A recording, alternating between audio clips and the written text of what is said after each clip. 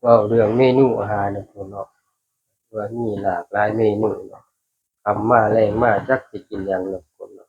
แต่ที่สำคัญก็คือกินตามใจมักเนาะทุกคนเนาะ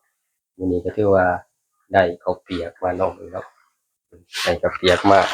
แต่ว่าสิมาจัดเมนูข้าวเปียกนี่ทุกคนเลยเดี๋ยวเพิ่นเป็นคนซื้อเนาะเขาเป็นคนเฮ็ดมื้อนี้เมนูเฮ็ดข้าวเปียกวิธีเฮ็ดข้าวเปียกมีหลากหลายวิธีเนาะเขาคือเขาเว้าเนี่ยทุกคนมี108วิธี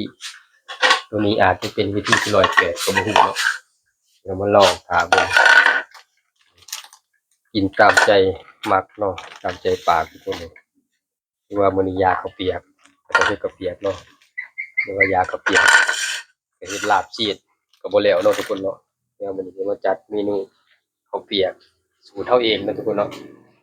เฮาเองหรือว่าสูตรเฮาเองวิธีเฮาเองเนาะข้าวเปียกสูตรบ้านๆกินง่าย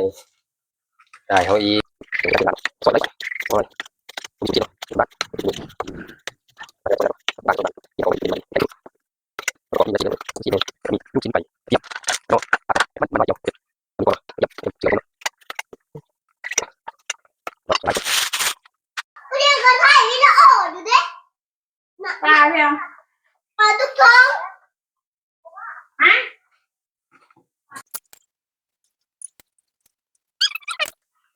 เพราะว่าจะสวยเพิ่นสวยบ่ สวยเฉยเข้าหากันสิอุ่นให้โอ้ตัวปวดชิวายชิวาคนเราคนนี้น้อยเพี้ยนคือบ่ตัดออกเสียวเลย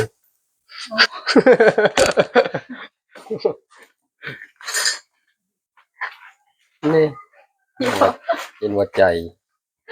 ลงโลกโซเชียลแล้วคนเห็นทั้งโลกเด้อ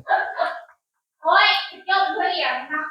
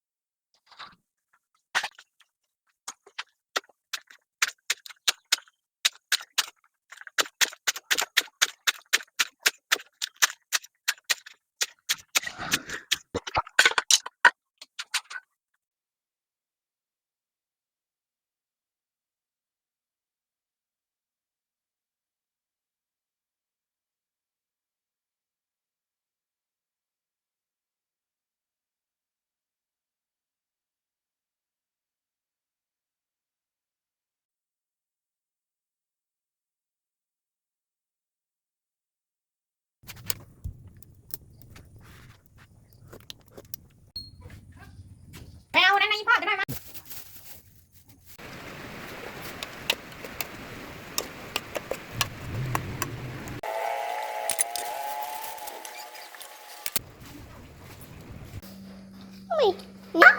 ไม่นะอย่าพากงเด้อนี่จริงติดอ่ะ